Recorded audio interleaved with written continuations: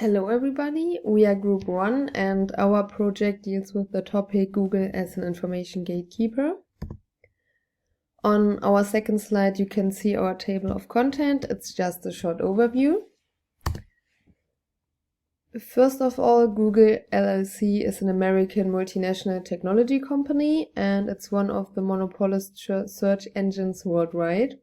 It responds to queries with their own products and tries to keep users in the Google universe. It tries to provide almost all information for every possible query. Gatekeeping is the process of controlling information, and that information moves through a gate or a filter, and in our case, Google is the gate that controls and shapes information for the users. Google selects which information to publish, shape, and delete, and it controls the results by using its own algorithm.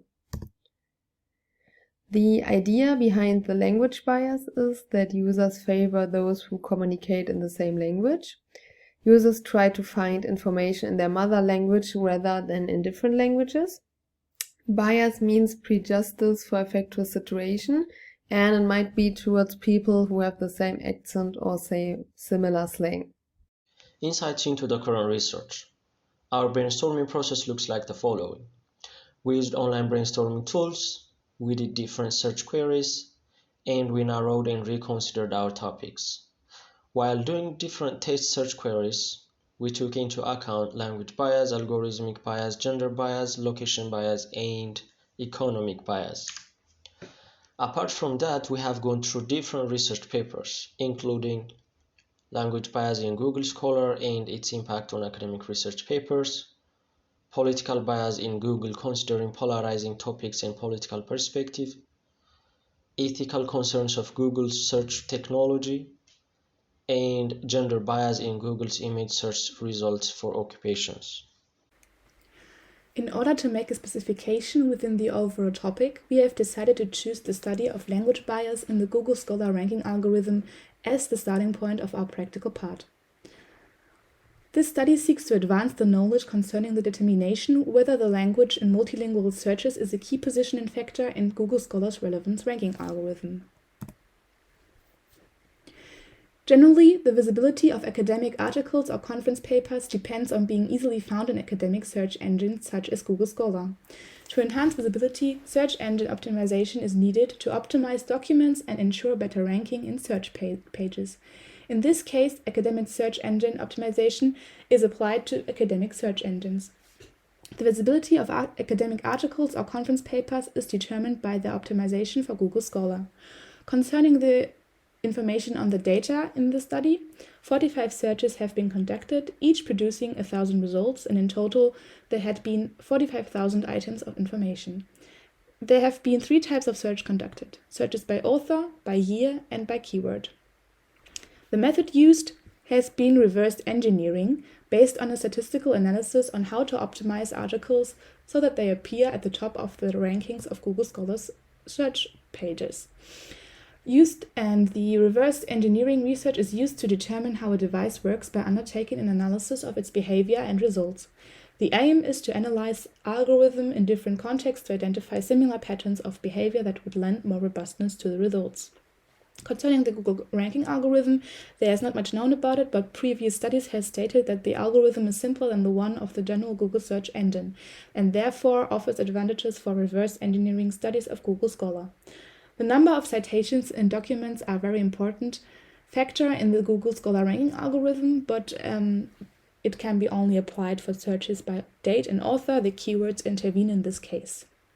Concerning the results of the study, the Google Scholar's relevance algorithm favors documents in English and handicaps documents written in other languages in searches that produce multilingual results, making them virtually invisible. There has been the assumption made that the accidental bias is caused by an unintentional error in the software program, or it is an intentional outcome of design of the algorithm. Therefore, the ranking algorithm works differently for documents written in languages other than English, and it doesn't consider the number of citations received as a main ranking factor. The suggestions had been made that the chances of being ranked in a multilingual Google Scholar search increase if researchers opt for publications in English. To apply the Google Scholar case study to our approach, we did the following. We checked the relevance ranking of Google Scholar using a ground Netere approach, a sample and method comparison which will be further elaborated. To advance our knowledge on academic search engines, we sampled 3 countries' language queries and number of received citations. By analyzing multilingual searches conducted in Google Scholar, we showcased the pervasiveness of articles on the English language, which only highlighted the language bias. For the practical insights bit, we decided to search for the same prompt, COVID-19 vaccine, on Google Scholar in English and in vernacular languages, and then compare the results. In Bosnia, when we search for the prompt in English, the top 5 results are from the same 2 websites, both of which are highly credible and peer-reviewed journals. However, if we search for the prompt in Bosnian, we get vastly different results. The first 2 sources are bilingual, but the other articles offer the bilingual approach only in the abstract keywords or the title. In India, searching for the prompt in English leads to relevant articles, while searching for the prompt in Hindi leads to 3 out of 8 results in English.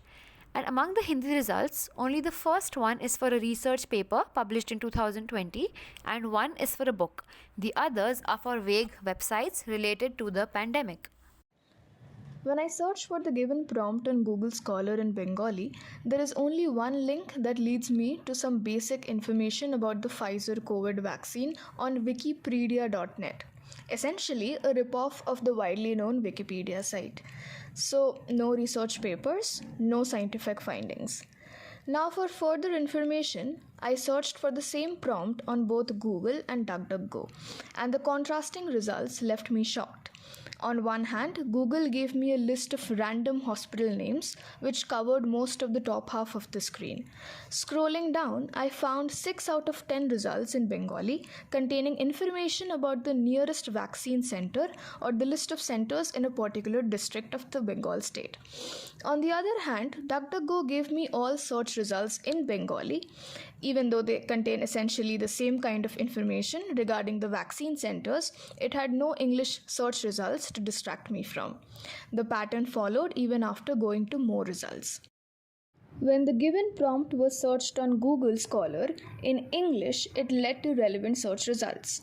But when done in German, the first search result included an English title. But after clicking on the result, it was seen that the research paper was written in German. It is also essential to mention that the second, third, and fourth results are sources of the RKI and therefore of trusted scientific value.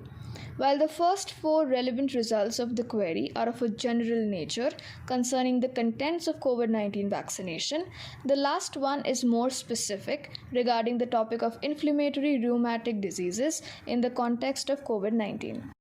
If you already know, our topic was Google as an information gatekeeper, and we focused on the Google algorithm on academic papers in Google Scholar, and we compared the English results with the 4 languages from our group members. If you can see, the relevant documents or academic papers are displayed in English, but as we already mentioned, in German and English there are not so many differences. That means that both German and English academic papers are relevant. But if you compare them to both Indian languages then you can see that in the Indian languages we got many relevant results that are not compared to the COVID-19 topic that we chose. And as the most popular conclusion, we can say that the algorithm is strongly focused on English academic papers.